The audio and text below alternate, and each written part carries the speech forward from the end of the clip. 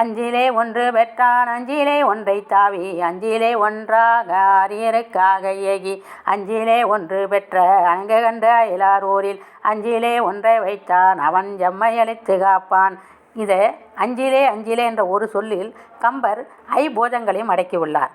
அனுமான் வாயுதன் பெற்ற மகன் என்பதால் வாயு என்றால் காற்று. அஞ்சிலே ஒன்று பெற்றான். கடல் தாண்டி இலங்கைக்கு சென்றதனால் அஞ்சிலே ஒன்றை தாவி ராமனுக்காக வானத்தின் மூலமாக பறந்து சென்றதனால் ஆரியருக்காக ஏகி ராமனுக்காக ஏகி ஜனகர் சீதையை மண்ணில் கண்டு எடுத்தார் என்பதனால் நில அன்னை பெற்ற மகள் என்பதை பொருளில் அஞ்சிலே ஒன்றை பெற்ற அணங்கை கண்ட அயலார் ஊரில் இலங்கையில் தீ வைத்ததனால் இதை கம்பர் அழகாக சொல்லியுள்ளார். வாயுதன் பெற்ற மகன் நிலமகளை காண ஆகாசின் வழியாக நீரை தாண்டி இலங்கைக்கு சென்று தீ வைத்தான் என்பதை நயமாக 5 பூதங்களையும் ஒரே சொல்லின் மூலம் அஞ்சிலே ஒன்று பெற்ற என்ற வாக்கியத்தை கொண்டு விளக்குகிறார் கம்பர். குருபியோ நமக.